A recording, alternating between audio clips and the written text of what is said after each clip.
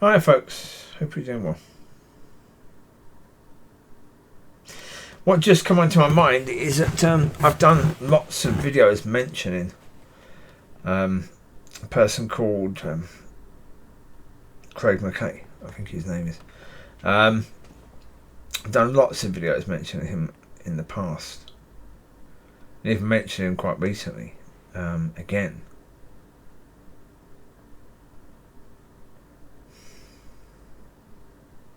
Yeah. The reality is, he and people like him are where they are. Hopefully it doesn't mean that they're going to end there. But right now, where they are and what they are doing, I absolutely hate what they're doing. All this promotion of safe space Christianity.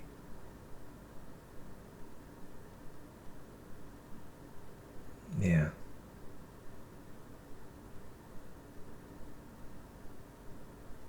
All this idea of only saying things that are encouraging.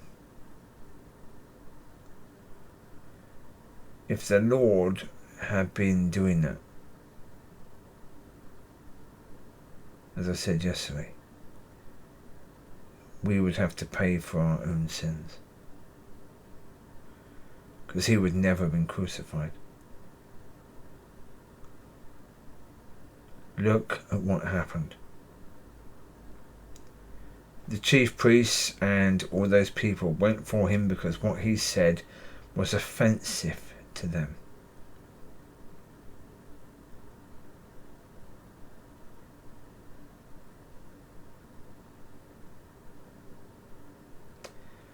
Yeah. And these people that promote this safe space, they just can't see it. They can't see that the Bible wasn't safe space. They think that Yeshua was a hippie. Yeah, flower power, peace man.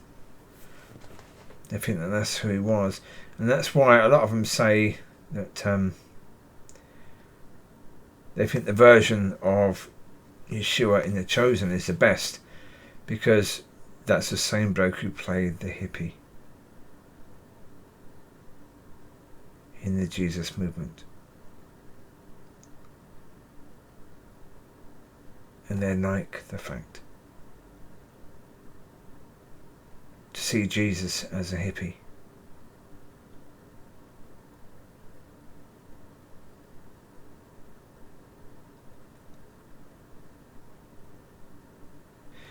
Yeah.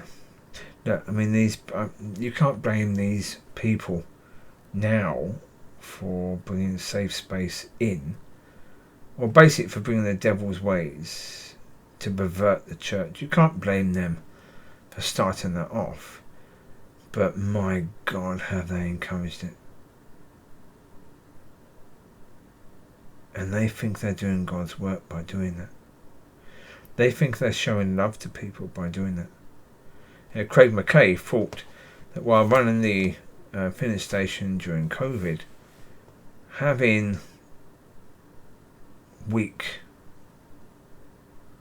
warm speakers, pukey, weak messages that couldn't offend anyone at all. That there was nothing impossible that could offend anyone, apart from God. Yeah, the messages would offend God. But, the left wing? No. There's no one on the left wing that could be offended by anything that was said by these people, because it was so weak and so pathetic and so nothing. Just bland. He thought that that's love by sharing that with people.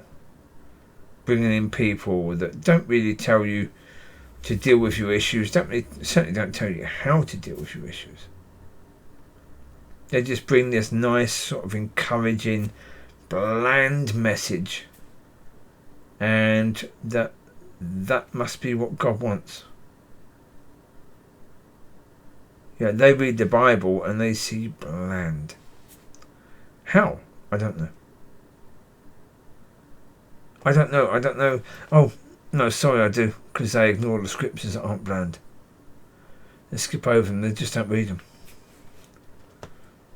It's the only way possible that if they only stick to certain scriptures that are encouraging and left-wing-ish,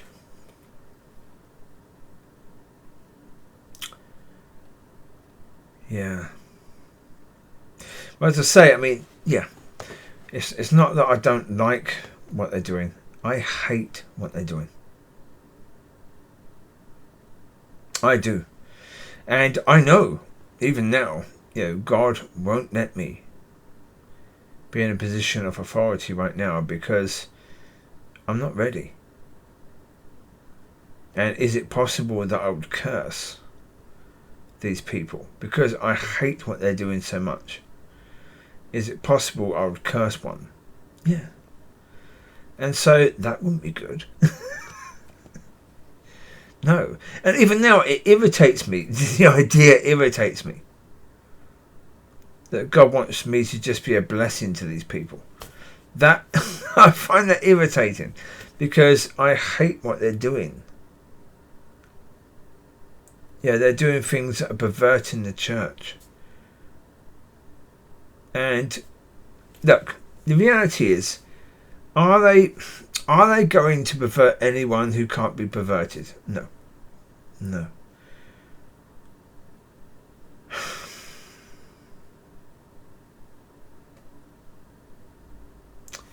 Yeah. It just looks so bad. So bad.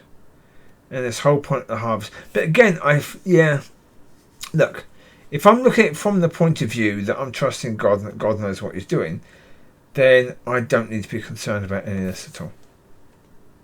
That is true, yes. It is. It is. Because, of course, when I look at the harvest and think the harvest will be coming into churches like that, then that's horrific.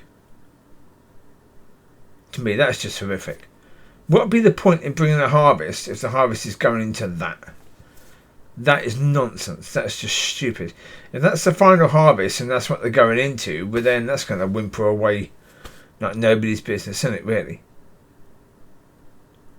Yeah. Yeah. But, again, no. God knows what he's doing, and, yeah.